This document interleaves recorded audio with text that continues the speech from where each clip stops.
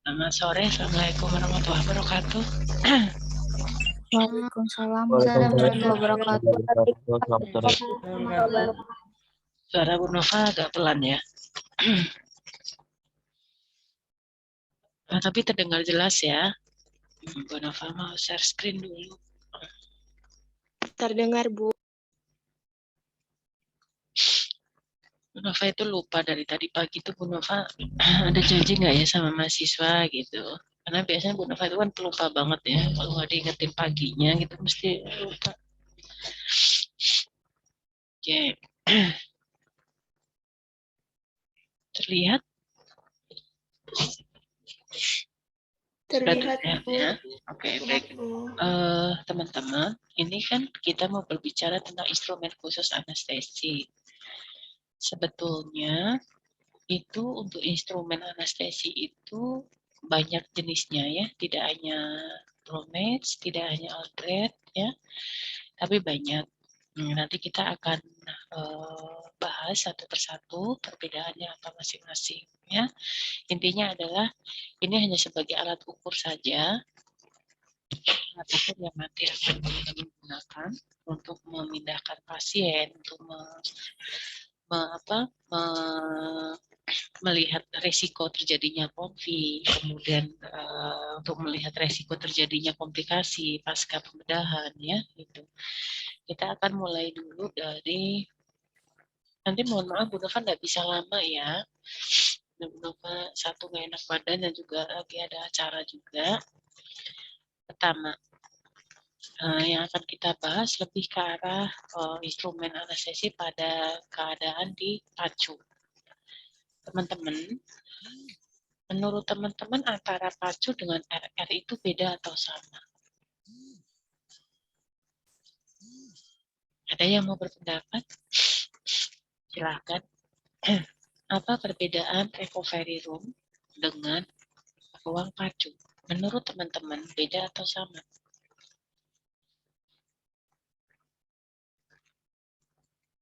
Pernah dengar kata-kata pacu? Pernah dengar kata-kata recovery room? Atau belum? Belum ya? Oh, belum. Jadi nanti teman-teman pada saat nanti akan praktek di semester 4, teman-teman sudah mulai praktek di ruang IBS.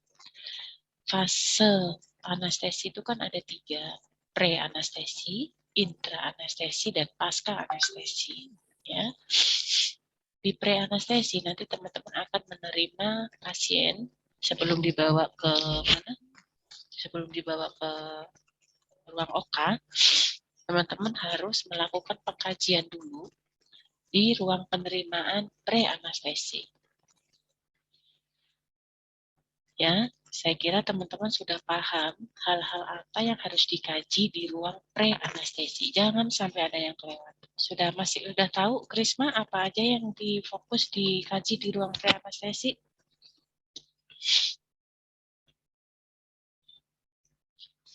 Apa, Krisma? Krisma masih ingat nggak? Yang seperti memastikan pasien itu kan, Bu. Apa? Apa ya fokus pengkajian pada pre-anestesi? Memastikan pasiennya, terus pasiennya mau operasi apa, seperti itu. Bukan. Jadi harusnya udah diajarin. Teman-teman lupa di pre-anestesi. Apa yang harus dikaji? Satu, yang nggak boleh terlewat. Anamnesis, Bu. Nah ya, anamnesisnya apa fokusnya? Kan anamnesis Anda di UGD berbeda. Anamnesis Anda saat menerima pasien di bangsal juga berbeda. Kemudian jenis anestesinya, Bu. Pengkajian, mengkaji pasiennya, Bu. Iya, apa yang harus dikaji? Asa. Ada alergi obat. Ya, Bu. Satu. Asanya bagi status fisiknya harus Anda kaji. Yang kedua, apalagi? Kesehatan. Pemeriksaan fisik. Oke, pemeriksaan fisik jelas. Apalagi? Riwayat kesehatan. Riwayat kesehatan apa? Keluarga, keturunan, atau pernah masuk rumah sakit. Bisa iya sih, tapi difokuskan ke anestesinya. Kalau itu kan lebih ke arah pasien masuk rumah sakit, bukan saat Anda menerima pasien di ruang pre-anestesi. Ada riwayat alergi. Apa lagi? Ayo. Riwayat tentang Minum pasien pernah mendapat obat-obat anestesi, Bu. Apa Mbak Alenta? Riwayat tentang apakah pasien pernah mendapat tindakan anestesi, apakah pernah Ya, operasi sebelumnya. ya riwayat pembedahan sebelumnya. Apa lagi? Memastikan pasien apakah sudah menjalani puasa atau belum. Oke, apa lagi? Yang paling Riwayat obat yang sedang digunakan ya, atau yang mungkin menimbulkan interaksi saat ya, praktek berlangsung. ya boleh ya. Atau kalau misalnya dia mau menjalani tindakan general anestesi, berarti lemon itu harus Anda periksa bagaimana skor malapatinya ya. Lemon itu harus Anda. Nah, jadi ada fokus-fokus tersendiri di pre-anestesi. Setelah di pre-anestesi akan dilakukan premedikasi di ruang OK, ya, dilakukan intra-anestesi, kemudian pasien sudah selesai, pengakhiran anestesi langsung akan dibawa di ruang RR. Nah, teman-teman jangan rancu antara RR dan ruang pacu. Kalau nanti teman-teman karena ada beberapa referensi yang mengatakan bahwa pacu itu disebut juga dengan ruang RR. Mungkin sama pun nanti ada dosen yang mengatakan bahwa RR dengan ruang pacu itu sama. Tapi sebetulnya berbeda ya. Sebetulnya berbeda. RR itu ruang pemulihan atau recovery room. Nah, seharusnya memang di rumah sakit di Indonesia itu untuk ruang pacu itu sudah hanya bisa dihitung dengan jari. Ya, karena harusnya setelah pasien itu dilakukan intra-anestesi, ditaruh dulu di ruang pacu 1 kali 24 jam. Oke. Ya. Nah, setelah 1 kali 24 jam diamati. Sehingga bukan di recovery room. Kalau di recovery room, biasa nanti yang teman-teman nanti akan jumpai saat nanti praktek itu biasanya recovery room. Setelah pasien di intra-anestesi, pasien akan dipindah. Ada beberapa bed di situ akan diamati selama 15-30 menit, harusnya kan 2 jam. Tapi jarang pakai banget pasien yang di ruang RR itu diobservasi sampai 2 jam. Teorinya itu sampai 2 jam. Tapi di pelayanan, jangan heran loh, 15 menit kok udah dipindah. Ya, karena apa? Keterbatasan fasilitas yang ada di rumah sakit. Nah, jadi Anda sudah tahu ya sebenarnya apa bedanya pacu dengan ruang RR. Kalau nanti ada yang mengatakan sama, fine, tidak apa-apa, karena memang di Indonesia itu untuk pacu belum familiar ya. Jadi harusnya kalau di pacu itu setelah dari intra anestesi, dia diletakkan dulu di unit tertentu, namanya juga post anesthesia care unit, unit untuk melakukan perawatan setelah anestesi. Jadi 1 kali 24 jam. Makanya teman-teman, yang dikatakan ranah anestesi itu kalau sudah di bangsal itu menjadi ranah anestesi atau bukan? Pertanyaan Bu Nova. Mohon maaf Bu, izin jawab. Ya, silakan. Bukan. Bukan. Jadi kalau udah di ruang bangsal ya wes ya, bukan tanggung jawab Anda ya. Jadi ranah anestesi di pasca anestesi itu adalah 1 kali 24 jam pasca anestesi. Ya, itu banyak yang menganut 1 kali 24 jam. Jadi kalau misalnya makanya ada ruang pacu, karena di pacu itu kalau masih 1 kali 24 jam, itu masih menjadi tanggung jawab anestesi. Entah itu dokter atau tenaga anestesi. Sama dengan pasien sebelum 1 hari sebelum pasien dioperasi, tanggung jawab 1 hari sebelum pasien operasi, itu juga menjadi tanggung jawab anestesi. Makanya 1 hari sebelum pasien operasi ada kunjungan apa namanya? Kunjungan apa? Pre-anestesi. Dokter spesialis anestesi akan melakukan inform consent. SPAN akan melakukan kunjungan ke bangsal 1 hari sebelum pasien operasi. Mungkin nanti teman-teman saat nanti praktek, teman-teman akan diajak. Tapi ada juga yang nggak diajak. Tapi sebisa mungkin teman-teman nanti bertanya, apa sih pada saat kunjungan visite sebelum pasien menjalani anestesi. Itu nanti SPAN. Inform consent itu wewenang SPAN atau wewenang penata? Lembar persetujuan. Wewenang SPAN. SPAN atau penata? Penata atau SPAN? Atau bingung? PAN, Bu. SPAN ya, inform consent itu SPAN. Kecuali kalau SPAN-nya mendelegasikan atau memandatori Anda.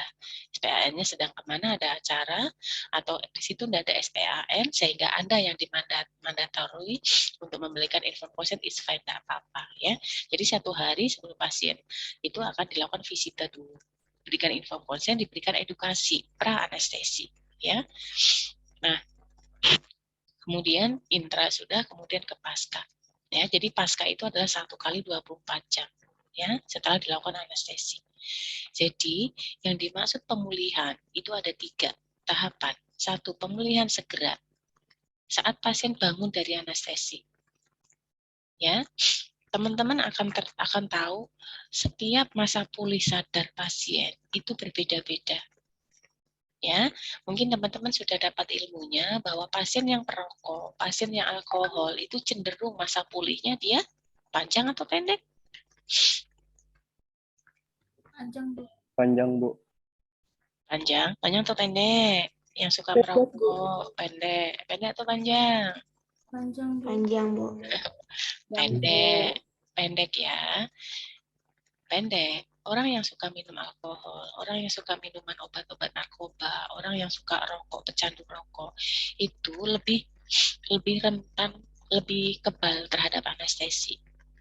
Jadi biasanya orang makanya di tahapan pre-anestesi Anda harus mengkaji, adakah riwayat minum alkohol, adakah riwayat merokok, adakah riwayat mengkonsumsi obat-obatan. Paham? Ada juga yang misalnya riwayat obat-obatan yang biasa diminum apa? Kalau dia terbiasa mengkonsumsi obat-obatan analgetik misalnya, ya, dia akan lebih rentan terhadap anestesi.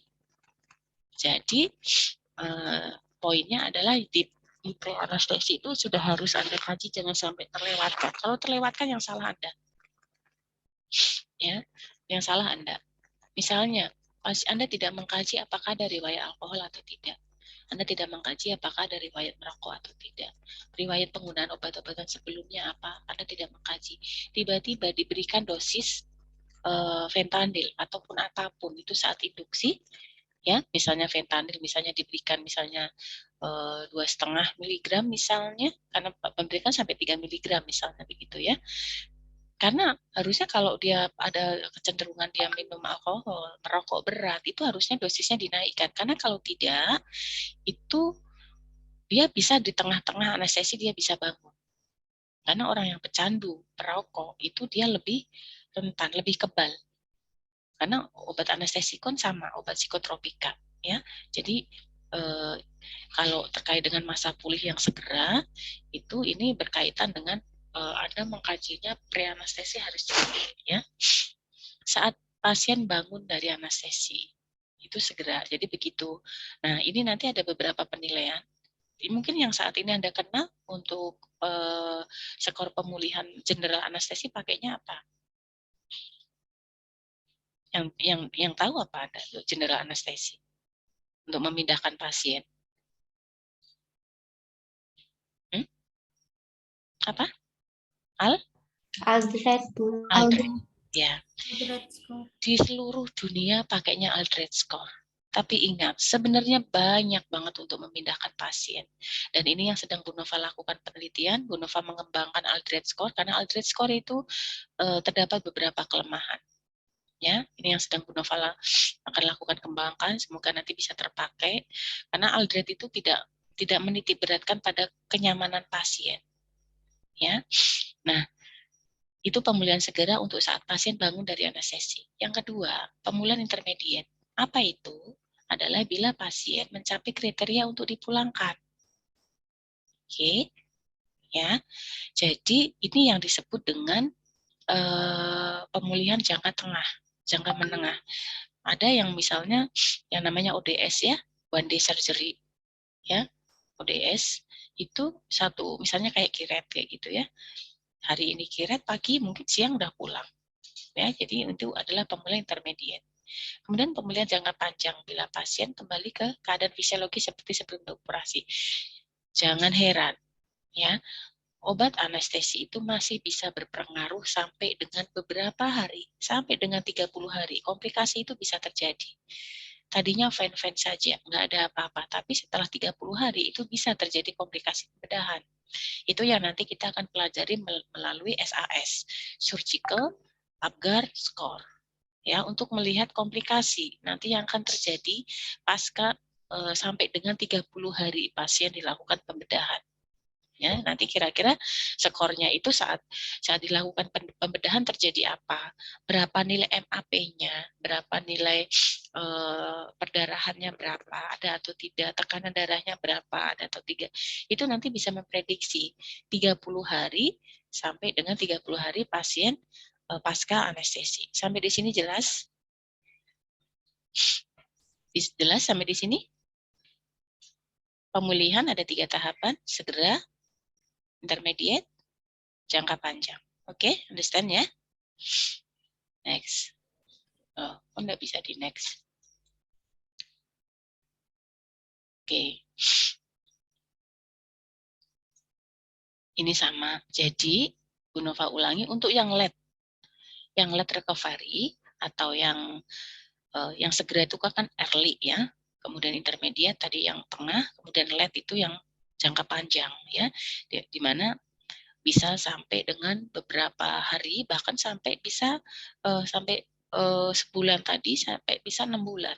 Ya, untuk jangka panjang itu sampai dengan proses fisiologi tubuh itu terjadi. Ingat, anestesi itu merusak, mengubah sistem fisiologi manusia.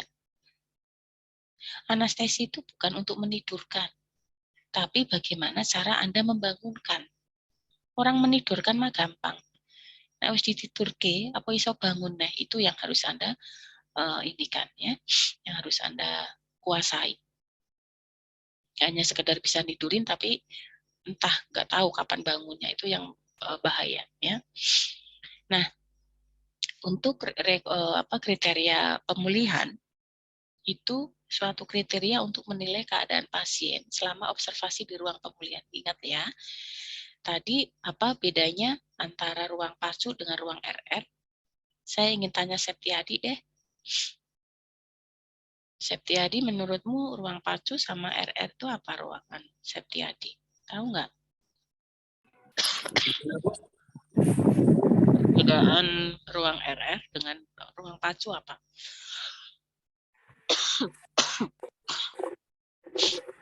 Apa tadi? Bedanya apa? Kalau pacu dia bersifat lebih? Gimana Bu? Bersifat lebih? Loh, apa lebih apa tadi? Bu Nova nanya udah. Apa bedanya? Pacu sama RR beda atau sama sih sebenarnya? Pacu setelah pasien dipindahkan ke ruang pacu. Kemudian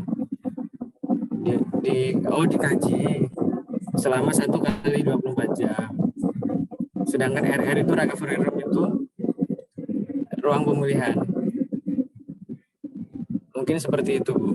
Ya, tapi kalau nanti Anda ada yang menyatakan bahwa itu sama, Anda tinggal mengiyakan aja karena maknanya sebetulnya sama karena pasca anestesi, cuman berbeda ininya ya, berbeda. Karena di kita aja nggak ada pacu, jarang ada pacu, adanya RR. Karena kalau pacu itu harus diobservasi di ruangan khusus 1 kali 24 jam. Oke, suatu kriteria untuk menilai keadaan pasien selama observasi di ruang pemulihan yang digunakan untuk menentukan boleh tidaknya pasien dikeluarkan dari ruang pemulihan. Boleh dikeluarkan. Boleh dikeluarkan itu ada 3. Ada 3 tahapan. Ada yang tahu apa? Boleh dikeluarkan di ruang pemulihan. Berarti ada 3 alternatif. Apa saja? Masih ingat nggak? Ibadilah masih ingat nggak? Jam 4 selesai ya, karena ini Bu Nova lagi di perpustakaan. Kita tutup setengah 4, tutupnya itu setengah 4, nanti setengah 4 Bu Nova keluar. Masih ingat apa? Ada tiga kriteria untuk keluar dari ruang pacu. 1, alternatif pertama, pindah ke ruang bangsal. Ya. Oke. Yang kedua, pindah ke ICU. Oke. Yang ketiga, pulang. Jadi yang namanya pindah itu ada 3 tadi. Nah, pasien itu kapan mau dikriteriakan pulang, pakainya skor apa, kapan mau dipindah ke bangsal, berapa nilai skornya, dan berapa kalau dia pindah ke ruang ICU. Kalau ICU berapa skornya? Masih ingat nggak? Dipindah ke ICU kalau skornya berapa? Ini udah diajarin belum tuh dulu? Udah pernah belajar Aldred ya? Udah, lupa ya? Ya wis, wassalam. Oke, Bu Nova review lagi. Aldred itu ada 2 ya. Oke, Aldred itu ada 2. Aldred yang original dan Aldred yang modifikasi. Ya, masih ingat nggak? Masih ingat nggak? Rista masih ingat nggak Rista? Tentang Aldred Rista. Pernah berlatih menghitung skor Aldred? Tak nak? Belum? Belum Risma? Belum, Bu. Belum ya? Oke. Jadi Aldred itu ada 2 ya. Aldred yang original itu diciptakan tahun 1970. Siapa penemunya? Bapak Aldred, makanya disebutkan Aldred score. Ya. Nah, seiring dengan perkembangan kemajuan teknologi, komponennya apa saja sih kalau Aldred itu? 1, kesadaran, yang asli ya, yang Aldred original itu 1. Komponennya ada 5 kan? 1 aja apa? 1 apa? Kesadaran, 2, respirasi, respirasi. 3, sirkulasi, Oke, 4, warna kulit, warna kulit. 5, aktivitas motorik. Ya, ada 5. 5 itu yang sudah tadi disebutkan Mas Paksi. Kesadaran, pernapasan, sirkulasi, aktivitas motorik, dan warna kulit. Diciptakan oleh Bapak Aldred tahun 1970. Kemudian dimodifikasi tahun 1990. Namanya adalah Modified Aldred Score. Apa bedanya? Ada yang tahu bedanya apa? Ada yang tahu bedanya apa? Paksi tahu, Mas Paksi? Ya, bedanya adalah warna kulit diganti dengan nilai saturasi oksigen. Karena tahun 1990 itu sudah ditemukan alat untuk mengukur saturasi oksigen. Jadi seharusnya tidak lagi menggunakan Aldred score yang original. Harusnya pakai yang modified. Nah, teman-teman nanti lihat saat ada teman-teman nanti praktek di rumah sakit, itu tidak jarang juga rumah sakit masih pakai yang lama. Ya, kadang malah justru pakai yang modifikasi, pakai yang yang original juga pakai. Jadi tidak sesuai dengan ini banget gitu. Tapi teman-teman secara teorinya tahu ya bahwa kalau mau pakai saturasi berarti harusnya pakai yang modifikasi Aldred score ya. Jadi Aldred itu ada 2. Ya, ini ya. Nah, saturasi, kesadaran, sirkulasi, pernapasan, dan aktivitas motorik ini adalah Aldred score yang modifikasi. Ya, warna kulit digantikan dengan saturasi. Nah, teman-teman, pada saat di ruang pacu atau di ruang RR lah ya di Indonesia, itu selayaknya kita pakai yang modified Aldred score. Ya, tidak lagi warna kulit. Jadi, kenapa sih Bapak Aldred? Ini kita bicara tentang Aldred ya. Bicara tentang sejarah Aldred. Kenapa sih kok ditemukannya Aldred score? Teman-teman pernah mendengar kata-kata Apgar Score enggak? Pernah mendengar Apgar Score? Belum ya? Apgar Score itu untuk menilai bahwa bayi yang saat dilahirkan itu jebrol owe-owe, itu ada 5 penilaian untuk mengidentifikasi bayi itu asfiksia atau tidak. Asfiksia itu dia kekurangan oksigen.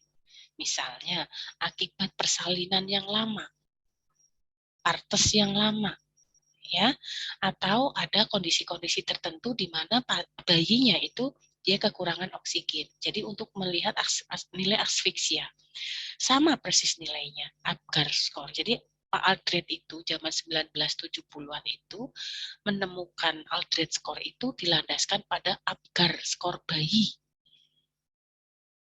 Ya, ada kalau Apgar Score bayi itu A itu appearance itu warna kulit.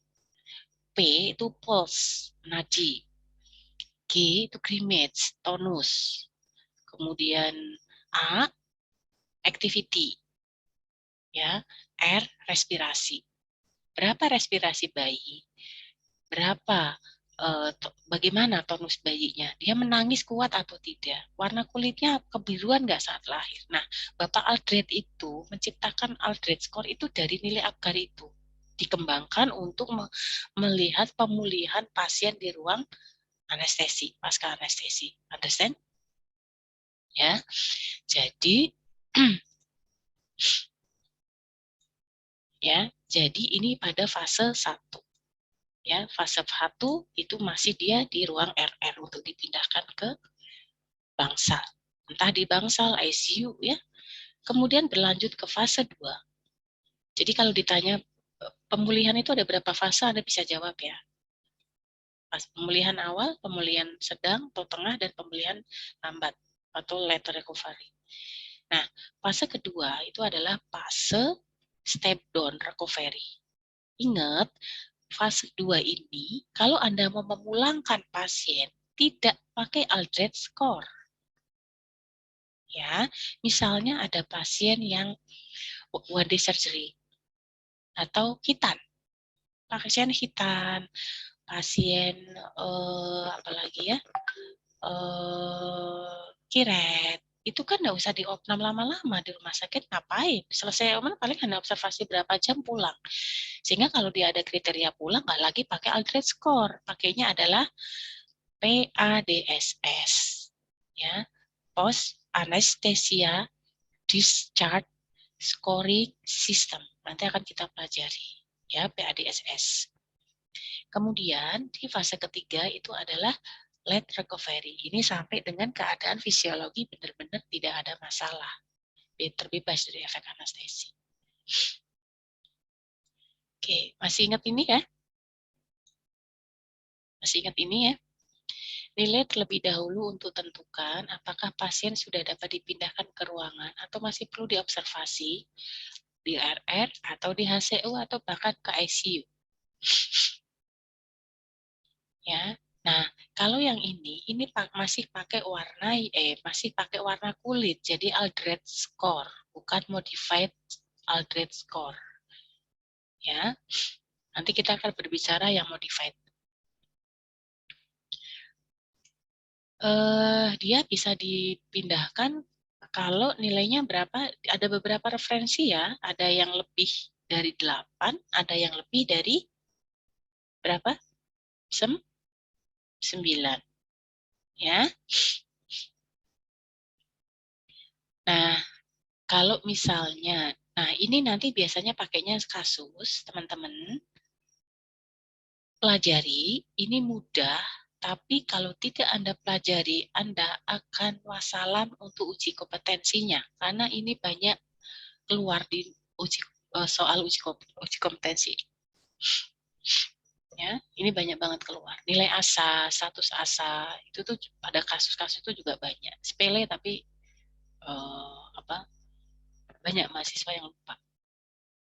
Ya, jadi kalau misalnya pasiennya udah di ruang RR, kemudian dia merah muda warna kulitnya atau dengan saturasi 90, kemudian Nanti yang modified nanti aja ya, Bu Nova bicarakan yang Aldrich score original aja. Kemudian merah muda, pucat sianosis 0, 1, 2. Pernapasan, dapat bernapas dalam dan batuk. Jadi nek pasien bisa batuk. Kira-kira kenapa pasien batuk itu menjadi salah satu indikasi pasien itu sudah terbebas dari jalan napas. Berarti apa? Tapi tidak menjadikan indikasi utama. Oh kok pasiennya orang batuk-batuk ya, berarti tidak dipindah. Jangan. Batuk itu bukan menjadi suatu prioritas utama. Intinya adalah untuk pernapasan itu dia bisa bernapas reflektoris normal seperti ini tanpa RR-nya juga masih normal tanpa bantuan oksigen. Itu berarti skornya 2. Nah, misalnya nanti Anda itu Anda kan nanti mesti akan praktek tuh ya, membawa pasien setelah pengakhiran anestesi pasti Anda akan diminta untuk Dek bawa ke ruang RR. Ya, nah di ruang RR itu Anda harus tungguin, nggak boleh ditinggal. Ingat, nggak boleh ditinggal. Biasa nih nyepelek ke ditinggal, emoh suruh nungguin pasien. Padahal di ruang RR itu pasien bisa muntah-muntah, bisa mual, bisa nyeri, bisa pernapasannya turun, nadinya turun, tensinya bisa sangat-sangat turun. Nah, itu harus ditungguin ya. Harusnya 2 jam, tapi biasanya sampai 30 menit. 30 menit aja udah bagus banget. Jarang yang 30 menit bahkan. Cuma 15 menit, 10 menit pindah. Sewen di ruang RR, nggak ada tempat. Nah, itu biasanya yang jeleknya seperti itu ya. Nah, jadi tolok ukurnya adalah bisa bernapas, tidal volumenya normal. Ini yang Bu Nova sedang mau kembangkan ya, karena kalau ada skor yang lama itu seperti ini nih. Ini kan banyak kekurangannya nih. Karena apa? Batuk itu nggak menjadi ukuran, tidak menjadi patokan untuk pasien itu kita harus nungguin batuk gitu, enggak ya? Gitu. Kemudian untuk yang nilainya 1 dangkal, namun pertukaran gas itu adekuat. Jadi pasiennya belum bisa bernapas dalam. Kalau kita tidak ada hambatan napas, itu kita bisa tarik napas panjang, mengeluarkan panjang. Itu artinya kita tidak ada masalah dengan pernapasan. Tapi kalau kita mau ambil napas aja susah, hanya setengah. Kudune kita ngambilnya misalnya 600 cc, tapi kita hanya bisa ngambil 200 cc. Itu berarti ada something wrong dengan jalan napas kita. Itu berdangkal artinya. Itu tidak boleh dipindah. Ya. Skornya 1. Apnu, obstruksi. 0. Pasien di sini sama sekali dia saturasi oksigennya kurang dari 95. Nah, untuk yang pernapasan, yang warna kulit tadi ya, itu kita sudah berpindah ke saturasi. Saturasinya lebih dari 95, itu skornya 2. Ya, kalau misalnya dia saturasinya itu 95, tapi kok dia pakai alat bantu pernapasan, berarti dia skornya 1. Artinya adalah, ini oksigennya saya lepas. Begitu saya lepas, kok saturasinya turun. Nah, itu berarti skornya berapa? 1. Ya, tapi kalau saya lepas, kok saturasinya, Anda pasang saturasi di jari, misalnya di perifer, itu kok masih bisa stabil 95 ke atas, berarti dia skornya 2. Tidak boleh dipindah. Tapi biasanya itu yang menjadi acuan utama itu adalah pernapasan dan kesadaran. Ya, itu yang menjadi poinnya harus 2. Ya. Buka pes. Waduh, siapa itu?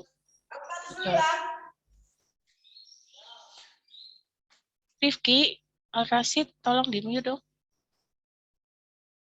Rifki, kamu teriak-teriak. Nah, sekarang sirkulasi. Sirkulasi, jadi begini, misalnya gini ya, tekanan darah pasien masuk 120/80.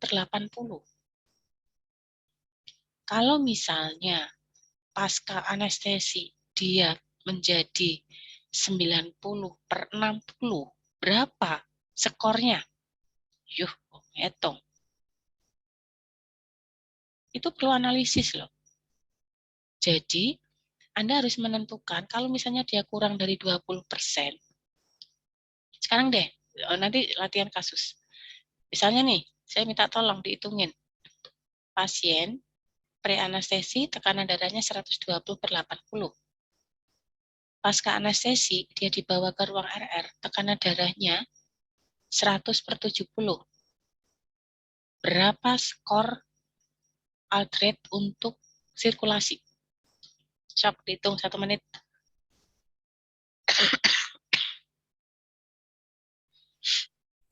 Sudah ketemu berapa? Izin menjawab, Bu. Ya, siapa? Siapa ya? Claudia kah? Ya, silakan. Silakan, Mbak.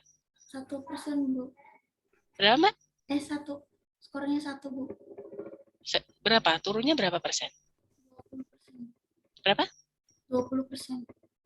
Dari 120? Iya. 10%, 20% tah? Bawahnya?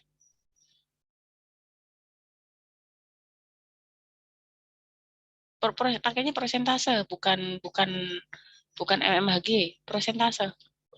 Berarti 120. Iya, benar ya, 20% ya? Benar nggak? Benar nggak, Paksi? Kalau misalnya dia 120, kemudian di pasca anestesinya dia itu 90, dia berapa persen penurunannya? Melebihi dari 30. 25%. 5%. Ya wes. Yes, aku suruh hitung-hitungan. Males. Nah, itu artinya adalah kalau misalnya dia, berarti kalau misalnya dari 120/80, kemudian di ruang pasca anestesi, di ruang RR itu dia menjadi 90/70, skornya berapa? Sirkulasinya. 1 ya. 1. Artinya, kalau menyimpang kurang dari 20 skornya 2, kalau penyimpangannya itu 20 sampai 50 skornya 1, kalau penyimpangannya lebih dari 50% berarti 0. Misalnya penyimpangan yang lebih dari 50% itu begini. Dia tekanan darahnya pre-anestesi 120, tapi di ruang pasca anestesi, di ruang RR itu 55. Itu kan sudah lebih dari 50% ya. Nah, itu berarti 0. Jangan sekali-kali dipindah. Itu sudah ini ya. Kalau 0, sirkulasi 0 itu jangan dipindah dulu. Bahaya, fatal. Terus kemudian kesadaran. Sadar, siaga, orientasi skornya 2. Ada yang tahu maksud dari orientasi itu gimana cara nanyainnya? Ada yang tahu? Gimana cara menilai orientasinya? Ada yang tahu?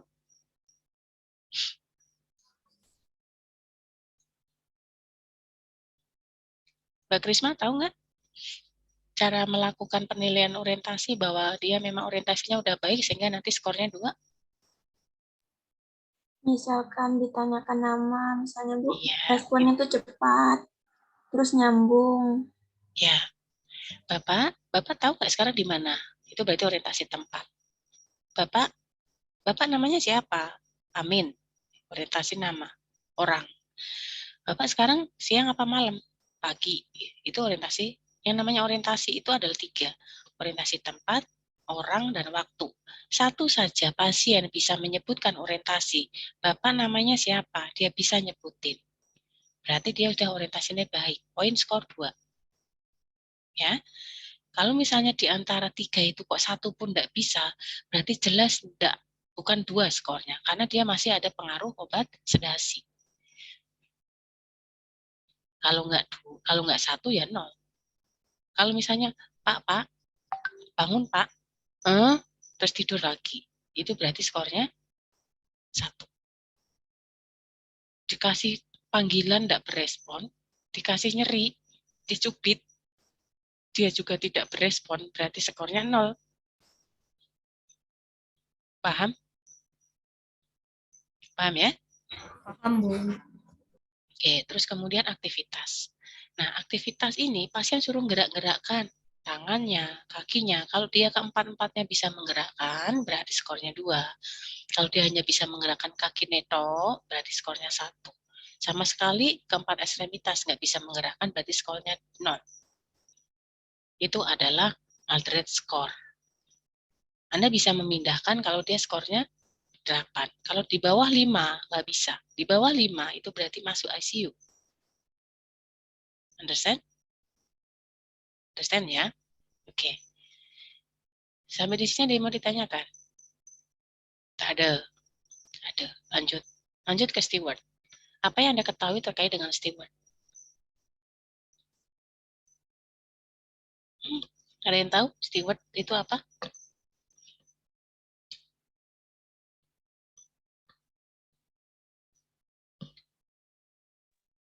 Apa steward?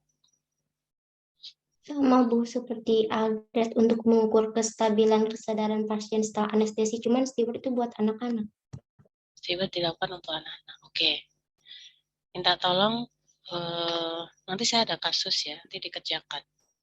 Supaya, biasanya kalau hafalan kayak gini mah bisa, tapi begitu dihadapkan di kasus, kadang ada bingung. Ada 3 komponen untuk steward, ya, itu gerak bertujuan, gerak tak bertujuan, dan tidak bergerak. Gimana cara Anda akan menilai pasien anak untuk gerak bertujuan? Piye caranya?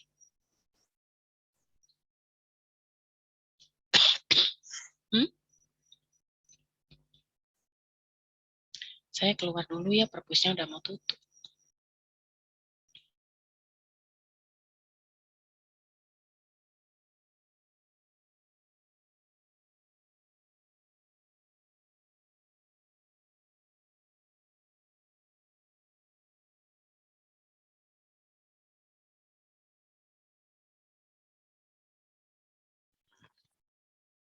Diluruskan Pak, ininya apa, tungkainya, kakinya dia bisa meluruskan, berarti kan skornya 1.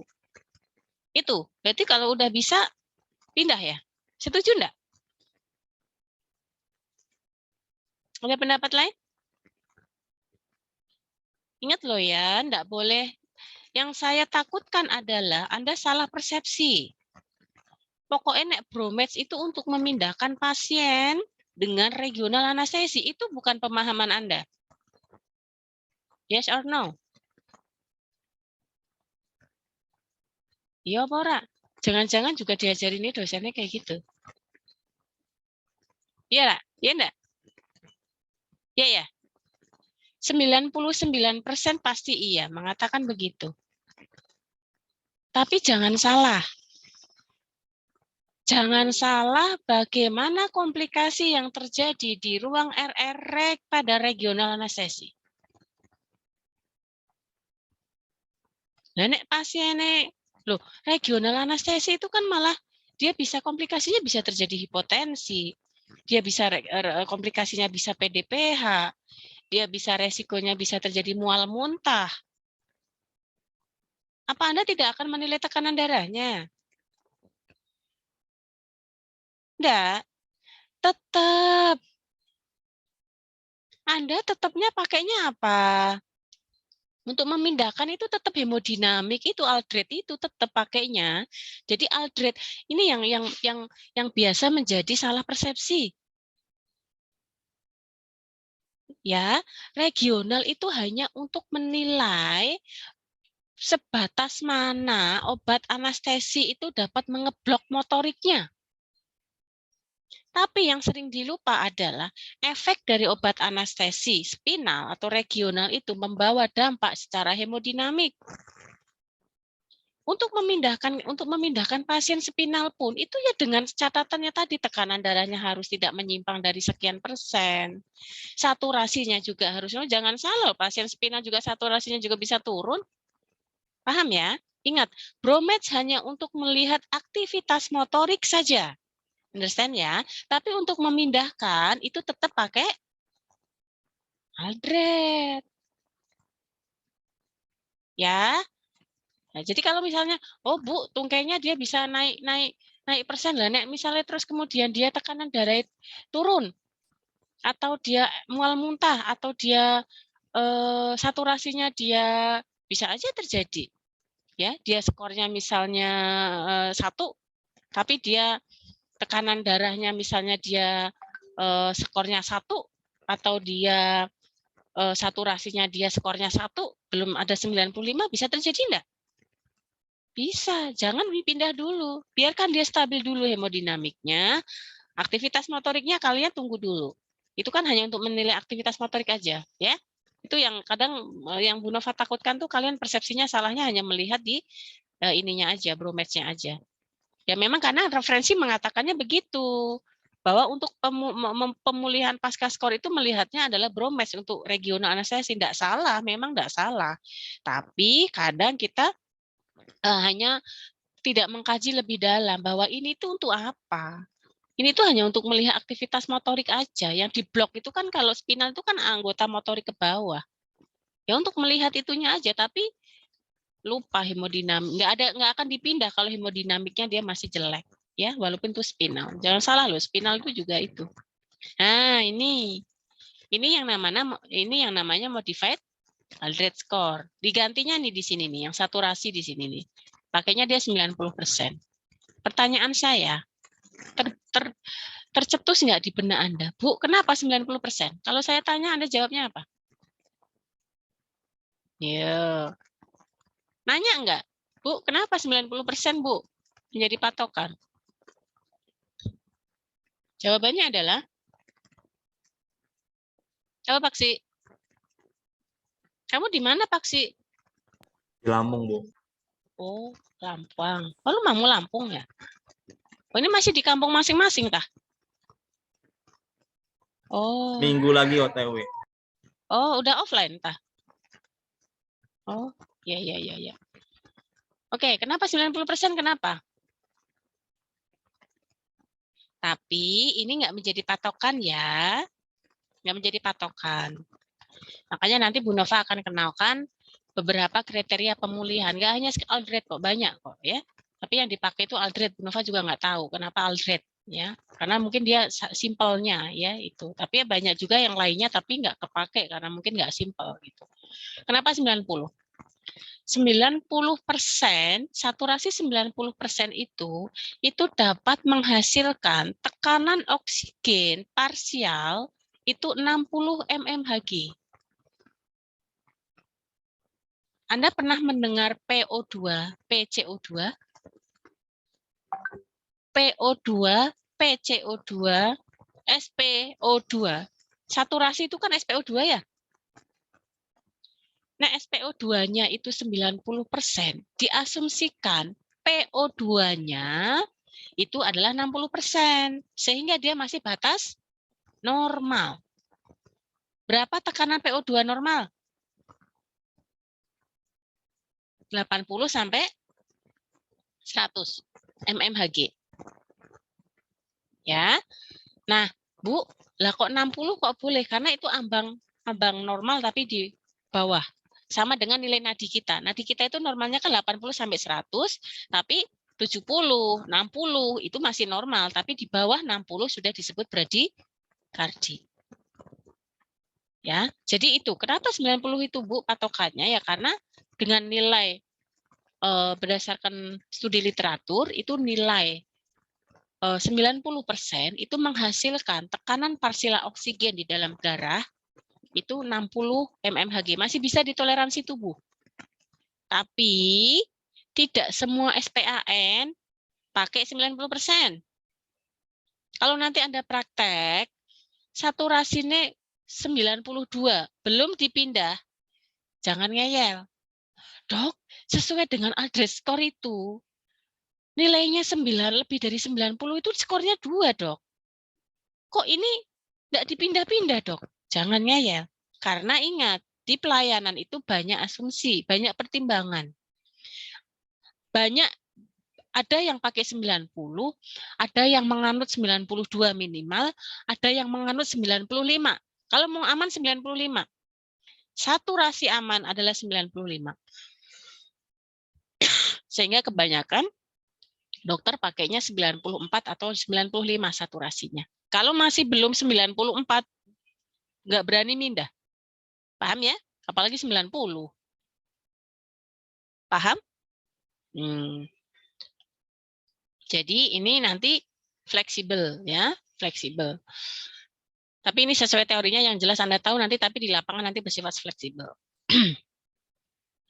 Nah, ini yang tadi saya katakan bahwa untuk Aldred ini referensinya memang beda-beda. Ada yang pakai lebih lebih atau sama dengan 9, ada yang pakai 8. Ya. Nah, kalau misalnya ada komplikasi, itu langsung dipindah ke ICU. Ini SOP-nya, ini nanti bisa dibaca ya. Ini juga sama tadi, ini hanya SOP-nya aja. Nah, ini yang PADSS. PADSS dipakai pada level fase apa tadi? Intermediate. Ya, intermediate. Intermediate adalah untuk pemindahan pasien dari RR ke kemana Pak Ci? Ke bangsal ICU Wah. atau pulang. Wassalam. Mari, Bu. Nggak dengerin. Ayo. Aduh, Bu. Wes, Yang mana ya? gagal fokus. Orang Zoom tuh ya kayak gini. Kiranya kemana-mana. Recovery step dan unit, Bu. Hah? Mana? Recovery step dan unit, Bu. Apa gue? Salah. Ayo. Fase pemulihan ada berapa tadi? Ada 3. Ada 1. Ke? Pertama tadi bangsal. Fase kedua. ICU. Ya, kedua. Kedua. ICU di kriteria dipulangkan. Bu Nova itu tanya pemulihan. Kedua Pemulihan. tadi ke ICU, Bu. Salah. Kan Bu Nova itu yang tadi cerita dipulangkan. Pemulihan segera, Bu. Dengerin dulu. Bu Nova itu kan tadi bilang fase pemulihan itu ada 3, early, intermediate, dan Late. Jangka panjang. atau memanjang. Kalau yang early itu berarti dari RR kemana? Ke Bangsal. Bangsal, Bu. atau Pokoknya kriteria pokoknya masih di rumah sakit. Iya, Ya. aku ngomong itu. Nah, kalau yang intermediate berarti dari ruang RR ke ICU. ini ICU ruang pacu bukan, nih. Kok malah pacu? Pulang, Bu. Kriteria untuk dipulangkan. Alah. Perasaan tadi udah tak gagal fokus, rasa suwe-suwe lah. 10 menit, jam berapa sini? Rampung. Zungki suwe-suwe itu enggak efektif. Bosen. Intermediate itu dipulangkan. Yang late itu berarti sampai menunggu Kalau ada reaksi ulang sebelum operasi. iya, efek anestesinya hilang ya. Jadi sampai benar-benar fungsi fisiologi tubuhnya kembali. Jadi kalau mau fase intermediate pakainya ini PADSS. PADSS itu ada 5 kriteria. Nah, ini yang membedakan dengan Aldred score. Ya. Nek kalian itu mau memindahkan pasien itu bukan dengan tindakan operasi ODS atau one day surgery. One day surgery itu yang bisa langsung pulang, 1 hari langsung pulang. Atau begitu dia operasi, dia keadaannya bagus, diobservasi sekian jam langsung boleh pulang, itu pakainya yang ini, jangan pakai Aldred. Ya, jadi dinilai tanda-tanda vitalnya bagaimana, tekanan darahnya, denyut nadi, frekuensi, suhu. Ya, kemudian bagaimana ambulasinya, pergerakannya. Ini skornya di sini. Ada mual muntahnya tidak? Ada nyerinya enggak? Ada perdarahannya enggak? Hampir sama dengan Aldred, tapi berbeda. Nah, apa yang membedakan dengan Aldred? Apa yang membedakan, Safia? PADSS itu apa yang membedakan dengan Aldred? Kalau Aldred, ada enggak mual muntah? Enggak ada. Tidak ada, Bu. Ada enggak untuk melihat nyerinya dia berapa skornya? Enggak ada. Perdarahan enggak ada. Tapi ini berlaku untuk PADSS pada saat pasien mau pulang, dipulangkan. Jadi kalau pasien mau dipulangkan, kalian harus lihat. Dia untuk mampu dari berbaring ke duduk, dia pusing enggak? Itu berarti ambulasi pergerakan. Nah, dia biasanya itu kan kalau kita kadang duduk terus berdiri kayak gitu kan pusing ya. Itu masih ada efek obat anestesi. Itu berarti skornya dia 1 atau dia 0. Jadi kalau mau pasien dipulangkan dia harus benar-benar ini harus diperhatikan. Ada nggak efek mual muntah? Karena bisa saja terjadi. Pasiennya tiba-tiba nggak diberikan edukasi, nggak di apa ya. Mual muntahnya nggak di, Anda menilainya Anda pakai Aldred. Padahal untuk pasien pulang itu bisa terjadi indikasi komplikasi jangka panjang. Beberapa jam dia mual muntah atau bahkan nyeri muncul. Kemudian tiba-tiba ada perdarahan pasca anestesi, itu juga bisa terjadi. Nah, PADSS itu adalah Post Anesthetic Discharge Scoring System. Post anesthetic berarti setelah anestesi, discharge itu berarti pemulangan, scoring itu berarti skor, system berarti cara. Understand? 10 ya. Nah, ini sama ya, ini sama PADSS itu sama ya. Pakainya ini tadi sama aja. Nah, ini surgical Apgar score. Ini nanti Bu Nova terangkan lebih lanjut pada Bu Nova singgung nanti sebelum pertemuan berikutnya ya, karena waktunya tidak cukup. Intinya adalah surgical Apgar score ini ada 4 skor. Nah, nanti ini Bu Nova ambil dari jurnal ya. Ini ditemukan soalnya baru 10 tahun terakhir. Ya, baru 10 tahun terakhir itu baru terlaunching ya SAS ini. Ya kalau sekarang 2022 ya belasan tahun lah ya, belum terlalu tua kayak Aldred. Kalau Aldred kan sudah 97-an, ya 1970-an ya. Kalau ini 2000-an ke atas. Nah, surgical Apgar score ini untuk menilai komplikasi setelah pembedahan hari 0 sampai hari 30. Misalnya begini, pada saat intra anestesi atau intra pembedahan, itu pasien terjadi kehilangan darah berapa cc. Itu nanti di soal ngitung loh kalian. Di soal nanti ngitung. Keluar di uji kompetensi ini keluar loh. Jadi di kasus, misalnya seorang pasien 67 tahun, tindakan kraniotomi dengan general anestesi, mendapatkan terapi bla bla bla bla bla, terdapat perdarahan sekian cc dengan MAP sekian mmHg dan nilai nadi sekian. Berapa skor Apgar, surgical Apgarnya? Ngitung kalian. Ya, jadi ini yang dinilai kalau pada saat intra pembedahan itu kehilangan darah lebih dari 1000, berarti skornya 0. Bisa dibaca ya, sampai dengan skornya 3, itu kurang dari 100 cc. Kalau misalnya MAP-nya, MAP itu mean arterial pressure. Masih kan nggak rumusnya ya, MAP ya? Ada yang ingat MAP? Mean arterial pressure? Sepertiga kali sistol bagi ditambah dibagi 2 diastol. Ya, bagi 2 ya. Nah, jadi untuk saat ini MAP yang menjadi tujuan utama, bukan tekanan darah, bukan sistol, bukan diastol. Dulu mungkin kalau Anda mendengar dikatakan tekanan darahnya rendah kalau berapa?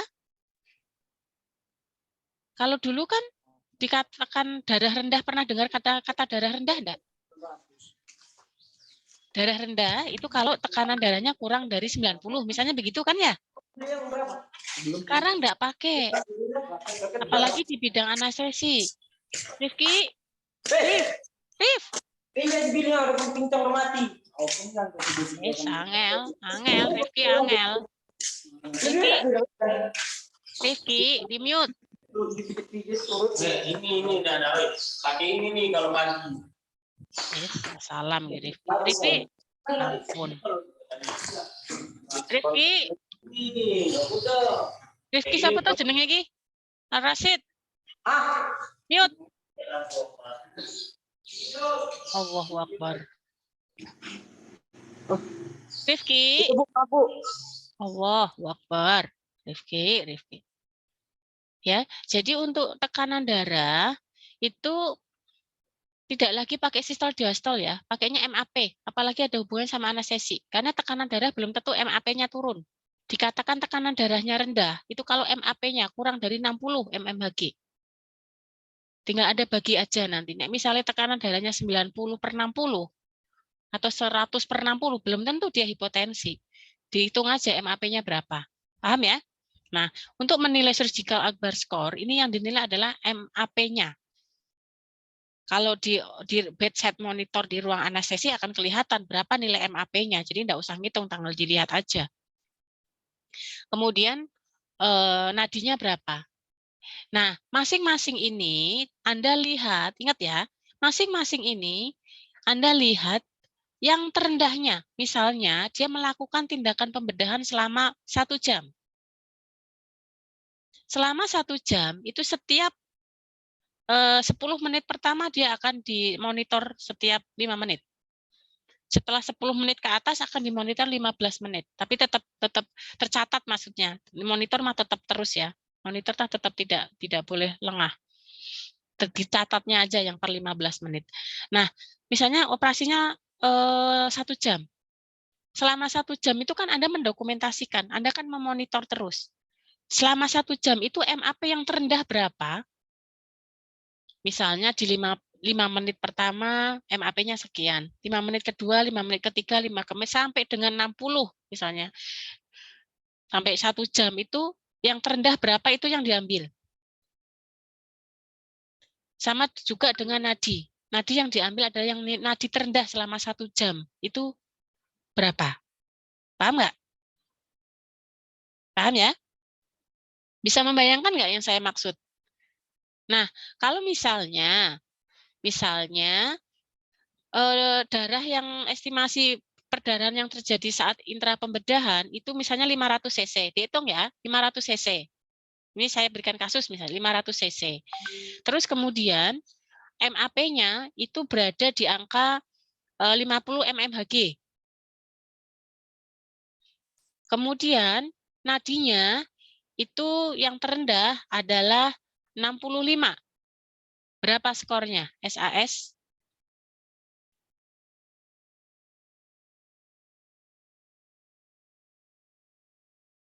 Berapa? 6, Bu. 6. Berarti yang estimate blood-nya tadi di angka 2. MAP-nya di angka berapa tadi? Di angka berapa, Mas? 1 ya? Tadi berapa sih? 50. 50 berapa tadi, Bu Nova? 55 kah? 50 pas. Bu. Oh, 50. Oh, 50 pas. 50 berarti 1. Berarti 2 tambah 1, berarti 3. Nadinya ada di angka skor 2 ya tadi ya? 3, Bu. Oh, di 3. Berapa sih? Lupa malah yang bilang. 3. Berarti 6. Berarti 6 berarti resiko tinggi, resikonya dia masuk ke dalam kategori resiko sedang. Jadi, pada pasien tersebut dia akan mengalami resiko sedang terjadi komplikasi. Resikonya itu komplikasinya banyak. Dia bisa terjadi shock, bisa terjadi infeksi, bisa terjadi aritmia, banyak macamnya. Nah, itu hati-hati. Ya. Dikatakan aman itu kalau dia skornya 10 ya. Nah, ini Anda sudah hafal belum ya? ASA itu di luar kepala enggak kalian? Atau masih bingung dengan ASA? Karena Bu Nova lihat kayaknya masih pada bingung deh ASA. Masih bingung, Bu. Bingungin yang di. Ini biasanya nanti banyak studi kasus keluar di uji kompetensi loh. Ini sederhana banget nih. Nek kalian enggak lulus ya wes masalah. ASA 1 itu pasien yang sehat. Pasien yang enggak merokok. Enggak ada minum alkohol. Nek ditanya dia sehat-sehat saja, tapi ada riwayat, Pak, merokok enggak? Merokok, berarti dia bukan ASA 1, understand? Jadi jangan dikira kalau enggak ada riwayat penyakit penyerta itu asanya 1. Pak, ada riwayat DM enggak ada? Saya itu enggak pernah sakit misalnya. Tapi kok dia merokok, jangan dianggap itu skornya 1. Karena asa 1 itu harusnya tidak merokok, tidak mengkonsumsi alkohol. Makanya di pengkajian pre-anestesi Anda harus tanyakan, Pak merokok enggak? Ada konsumsi alkohol enggak? Itu kan salah satunya untuk menentukan status asa juga. Paham ya? Asa 2. Asa 2 itu gangguan sistemik ringan. Ingat, walaupun dia ada DM, walaupun dia ada obesitas, walaupun dia ada hipertensi, ingat, kalau terkontrol berarti asanya 2. Jangan terkecoh dengan soal. Banyak soal yang mengatakan bahwa pasien memiliki riwayat hipertensi terkontrol. Oh, tahu pokoknya nah, riwayat penyakit berarti Anda masuk ke dalam golongan asa 3. Belum tentu. Anda lihat dulu, dia terkontrol atau tidak. Kalau misalnya dia perokok, nah, perokoknya seperti apa? Itu harus dikaji. Ya, jadi untuk asa 2 itu adalah gangguan sistemik ringan tanpa batasan aktivitas fungsional. Artinya masih terkontrol. Dia punya DM, ya dia masih bisa kemana-mana. Dia masih bisa olahraga, masih bisa kerja. Wanita hamil, ingat, wanita hamil itu masuk ke dalam asa 2. Ya, kemudian pekerja sosial, minum alkohol sosial, ya. Terus kemudian obesitas. Nah, ingat, kadang soal terkecoh. Soal itu mengecoh biasanya. Obesitas dengan berat badan sekian, tinggi badan sekian. Nah, ingat, kalau obesitas itu pakainya bukan berat badan, tapi BMI. Berarti Anda harus menghitung BMI. Nek misalnya masih kurang di atas 30 dan 40, berarti masih asa 2. Ingat loh ya, kalau Anda jangan terkecoh loh ya.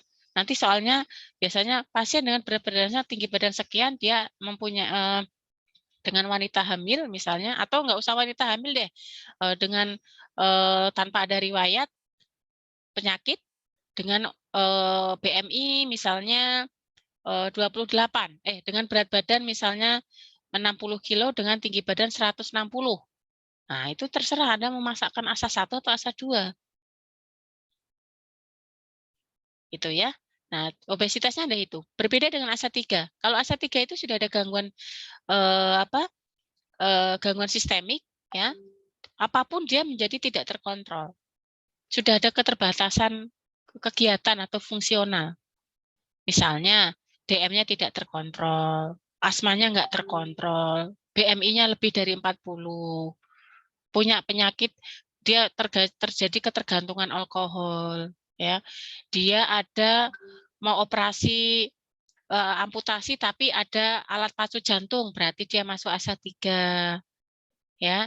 Kemudian dia ada masalah ginjal, dia ada masalah, dia menjalani hemodialisa. Kemudian dia menggunakan obat PCA atau pain control analgesia, ya. Itu menjadi status asa 3. Ya, ada riwayat stroke. Nah, pokoknya intinya adalah penyakit sistemik berat. Ini kadang mahasiswa itu susah ya memahami ya.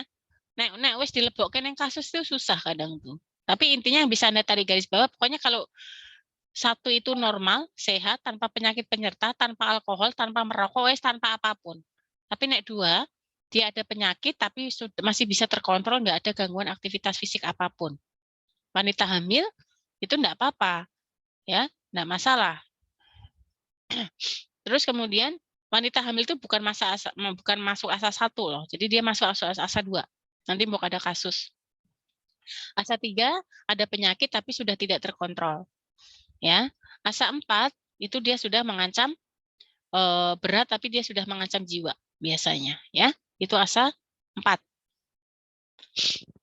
Ya. Jadi sudah inilah mengancam jiwa itu ya intinya penyakit tapi sudah kronis pakai banget. Sudah harapan hidupnya itu udah kecil. Asa 5 itu kalau tidak dilakukan operasi mati atau harapan hidupnya kecil.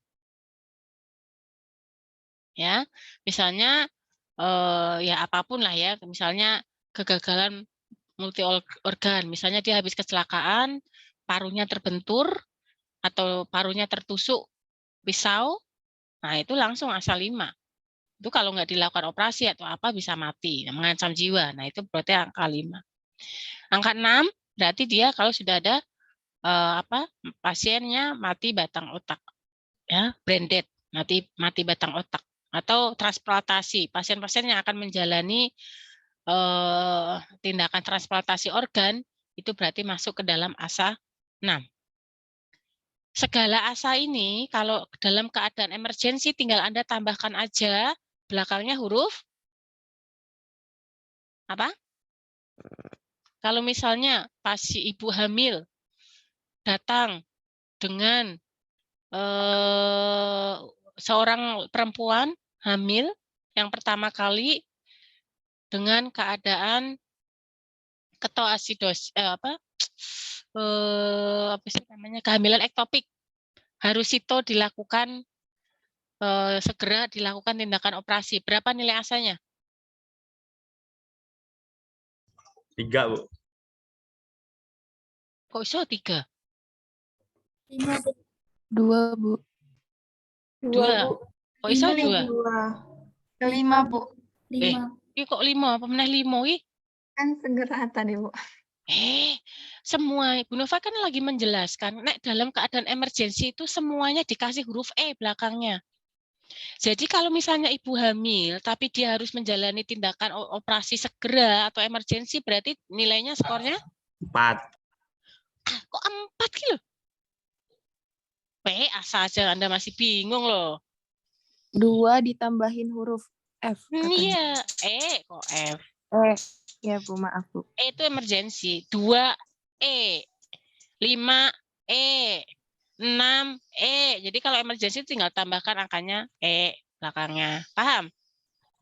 Paham, Bu. Bu, makasih, Bu. Paham, Bu. Oke. Kasus tuh. Skenario 1. Pasien perempuan 26 tahun dibawa ke rumah sakit untuk menjalani bilateral tuba reanastomosis. Dari pemeriksaan fisik ditemukan gigi seri atas menonjol, dagu yang kecil. Pasien bisa membuka mulut namun terbatas dengan cedera dengan riwayat cedera pada bagian wajah yang menyebabkan disfungsi sendi tempomandibular. Pasien belum pernah mendapatkan tindakan general anestesi sebelumnya. Berapa nilai asanya? 1, Bu. Hah? 1? Kok bisa 1?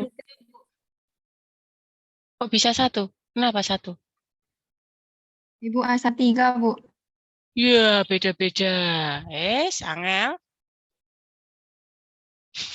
Ini coba Anda bandingkan dengan skenario 2. Ini yang Anda tarik. Ini kasus soal loh ya. Anda tarik clue di skenario 1 itu apa yang menjadi di sini? Yang menjadi clue-nya di mana? Itu, Bu, dari pemeriksaan fisik ditemukan gigi seri atas menonjol dengan dagu yang kecil. Pasien bisa membuka mulut namun terbatas dengan riwayat cedera pada bagian wajah. Itu, Bu. Terus berapa skornya? 2. Ya, 2. Karena ada keterbatasan fungsi. Oke, skenario 2. Silakan. 2, Bu. 2. Kenapa 2? DM normal. Kontrol. Terkontrol. Pinter. 3.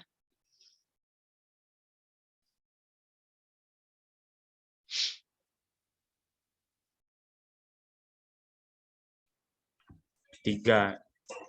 Kenapa 3? Karena proaktif, Bu, sejak 30 tahun. Ya, 1. Tremor napas. Dia ada prokoaktif ya. Prokoaktif, Ya, Bu. kemudian ada keluhan riwayat penyakit lainnya. Skenario 4.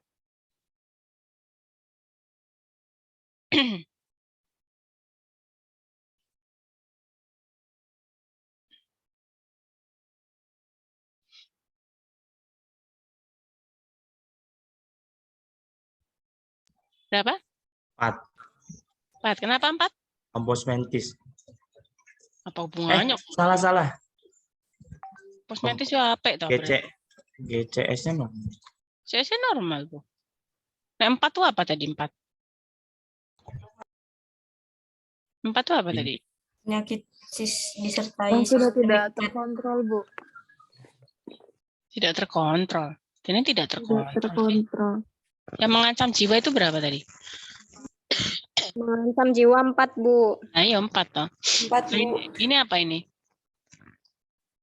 Aneurisma arteri komunikan anterior dengan tidak adanya spasma arteri. Pasien saat ini akan dilakukan craniotomy dan clipping on the aneurysm. Berapa?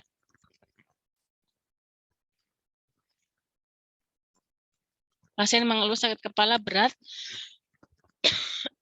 Berapa? 4 atau 3? 4, Bu. Kenapa 4? Karena mengeluh sakit kepala yang sangat berat, Bu. Masalah. Masa 4? Benar, 4. Kenapa 3? Kenapa 3? Loh, Anda kalau salah, Anda itu kalau nanti salah menganalisis sidik wae, salah loh pilihan jawabannya loh. Di Ukom itu kayak begitu, nanti salah menilai ya salah. Kalau 4 itu mengancam jiwa. Lah kita lihat di sini ada mengancam jiwa enggak? Kalau yang tidak dioperasi dia mengancam jiwa itu yang mana? Aneurismanya. Kalau yang 4 itu kan dia penyakitnya yang mengancam jiwa toh? Ya. Iya. Ya, berarti 3 atau 4? 3. 3, Bu. 3, Bu. 3 atau 4? Bu, 3, Bu. Karena 3. mengalami sakit kepala yang berat. 4. 4, Bu. Tidak terkontrol. Nih, ingat ya, 4. Contohnya termasuk namun tidak terbatas dengan penyakit ischemik yang mengancam jiwa.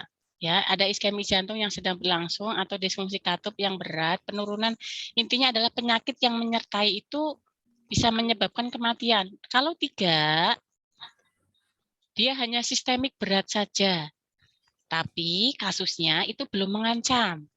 Nah, pertanyaan Bu Nova, kasus yang nomor 4 itu sudah mengancam jiwa atau belum? Mengancam, Bu. Itu dilakukan Mengancam. craniotomy. 3. Iya. Ini kan ada perdarahan subarachnoid, perdarahan otak. Perdarahan otak kan Saraf, ada di... Iya. Oke? Oke, 4 ya. Siap, Bu. Oke, ini tadi sama. Oke, mungkin secara garis besar itu ya. Nanti Bu Nova teruskan di pertemuan. Nah, ini wes. Silakan. Jika pasien bangun saat dipanggil. Nah, ini kita latihan Aldred score. Nomor 1, poin C. Jika pasien bangun saat dipanggil, mampu menggerakkan 2 ekstremitas, tekanan darah sekian, pasien tanpa apnu dan sianosis, berapa skor pemulihan kasus di atas? Berapa? Skornya berapa? Itu bukan, Bu. 1, Bu. Karena tekanan darahnya 20% sampai 50%. Kok bisa 1? Iki loh. Kan skor Aldred itu kan ada 5 komponen. Ini tinggal dinilai masing-masingnya itu berapa skornya, dijumlah ketemunya berapa. Jika pasien bangun pada saat dipanggil, skornya berapa? 2, Bu. 1. Aduh, kok beda-beda toh? 2. Kesadaran ki poinnya apa toh tadi? 2. Tuh kan, kalian toh nek wis ketemu ning kasus ki Dua, angel. Bu. Kok iso 2? Kalau nanya nama, jawab 2. Tapi kalau manggil doang, 1. Jika pasien bangun pada saat dipanggil. 2, Ibu. Kalau tidur kembali 1. Wes, terserah wes harap menjawab piro. Wes, sekarang mampu menggerakkan 2 ekstremitas. Berapa skornya aktivitasnya? 1. 1. 1. tekanan darahnya dia menyimpang 20-50%. Satu. Pasien tanpa apnu dan sianosis. 0. Nah, berarti kan sudah ketemu ekstremitas 1, sirkulasi 1, pernapasan 0, berarti kan 2 ya? 2, Bu. Nah, sekarang yang Anda belum, yang masih itu, yang kesadaran yang belum Anda berhasil menilai. Pasien bangun pada saat dipanggil. 0. Jadi dia 2, Bu. bangun. Dia bangunnya itu kalau cuma dipanggil. Nek Satu. Kalau 2 itu siaga dia. Iya, 2 itu kan siaga. Ya, 2 itu siaga toh. Tahu toh? Dia 2 itu siaga. 2 itu siaga. Jadi nek misalnya dia terbangun hanya karena dipanggil tok, skornya 1. Paham enggak? Iya, paham, Bu. Iya, dihadapkan yang soal bingung ya. Nah, ini berarti skornya 3. Pasien nomor 2. Jika pasien sadar penuh, mampu gerakan 4 ekstremitas, bernapas dalam, tekanan darahnya menyimpang 20% dari nilai sebelum anestesi, warna kulit kemerahan, berapa skornya? Pasien sadar penuh, berarti skornya berapa? 2. Mampu menggerakkan ekstremitas? 2. 2. Bernapas dalam? 2. 2, berarti 6. Tekanan darah? 8. 8. Warna kulit kemerahan? 2. Oh, Ya, berarti bisa dipindah ya. Terakhir. Silakan, berapa skornya?